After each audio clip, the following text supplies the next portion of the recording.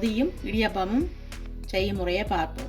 சொதிக்கு நான் பாதி தேங்காய் திருவி முதலாம் பால் 2ஆம் பாலையும் புளிஞ்சு எடுத்து வச்சுக்கிறேன். சின்ன வெங்காயம் 5 வெங்காயத்தையும் வெட்டி 2 பச்சை மிளகாயம் சின்ன சின்ன வெட்டி அதையும் இந்த பாலோடு சேர்த்து தேங்காய் பாலோடு சேர்த்து பழப்புளியையும் சொதுக்கி அளவாக விட்டுட்டு கொஞ்சம் உப்பு போட்டு எல்லாத்தையும் போட்டு நல்லா மிக்ஸ் பண்ணணும். நல்லா இப்படி எல்லாத்தையும் வெங்காயம் எல்லாத்தையும் புளி உப்பு எல்லாம் சேர்த்து மிக்ஸ் பண்ணணும். பொங்குறதுக்கு முதல்ல ஒரு கொதி வரைக்க டப்பண்ணி நிப்பாட்டணும். பொங்க விட்டிங்கன்னா திரஞ்சி போயிடும். தேங்காய் பால் புளி எல்லாம் விட்டால் நல்லா பொங்க விட்டால் திரஞ்சி போயிடும். இந்த கொதி வரைக்க நிப்பாடி போட்டு மூடிட்டு மேந்து கொஞ்சம் நேரத்து வெங்காயம் மிளகா தாளித்து போடுவோம். இப்படி கொதிச்சு வரைக்க அடுப்பை நிப்பாட்டிட்டு நல்லா கலந்து போட்டு இப்படி நல்லா கலக்கணும். கலக்கி போட்டு அப்படியே மூடி விடுங்க.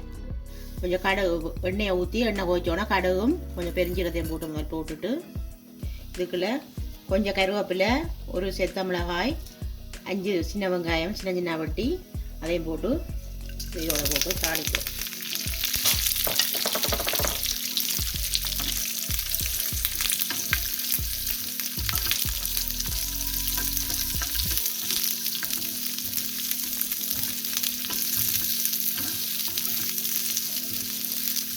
விட்டுட்டு தாளிச்ச இதையும் இதுக்கு கொட்டி நல்லா மிக்ஸ் பண்ணிவிட்டா சரி சொதி இடையில சொதி ரெடி ஆகிடுது. இடியாப்பத்தை வச்சு சொதியோட சாப்பிடும். இடியாப்பத்துக்கு அவிச்சமா 2 சுண்டும் அரைப்போனி அரிசிமா வறுத்த அரிசிமாவும் போட்டு மிக்ஸ் பண்ணி உப்பும் ஒரு அரை ஸ்பூன் போட்டு மிக்ஸ் பண்ணி வச்சுக்கிறேன். தண்ணியை கொதிக்க வச்சு கப்பில் ஊற்றி வச்சோம். கொஞ்சம் 3 நிமிஷத்துக்கு ஆற விடணும். தண்ணியை நல்லா கொதிக்க வச்சுட்டு 3 நிமிஷத்துக்கு ஆறின அப்புறம் தான் இதுக்கு ஊற்றி குழைக்கணும். அப்போ இடியாப்பம் நல்லா சொஃப்டாகவும் வரும். ஆறிட்டு இப்படி இந்த பதத்தில் கொஞ்சம் கொஞ்சமாக விட்டு இடியாப்பத்துக்கு மாவை குழைக்கணும்.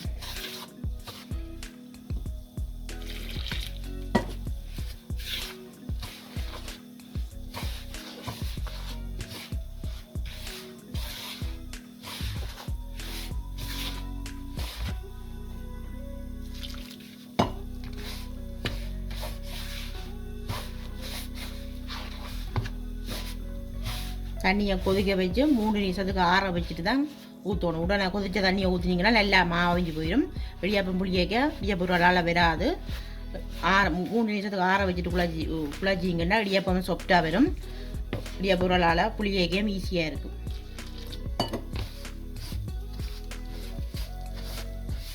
இப்படி இந்த பதத்துக்கு குழச்சி எடுக்கணும். இடியாப்பூரில் போட்டு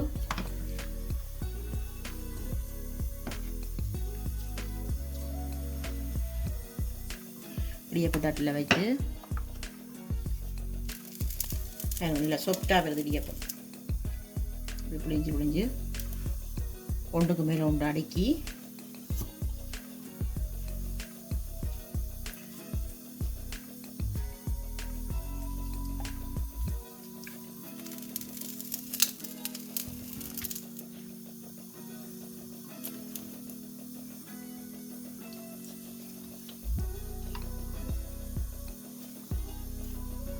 இப்படி மாவோட எடுத்து வச்சுட்டு மதித்து இப்படி புளிஞ்சா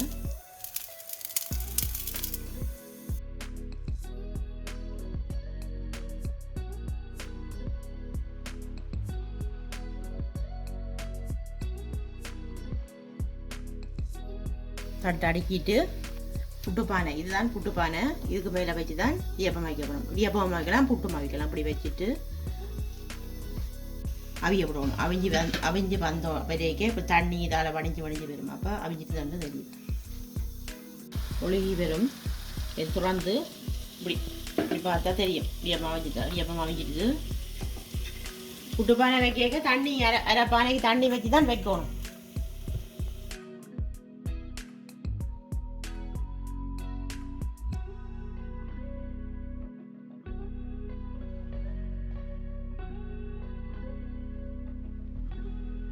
சாஃப்டாக வந்துருக்கு. இந்த பஞ்சாகம் வந்துருக்கு தண்ணி.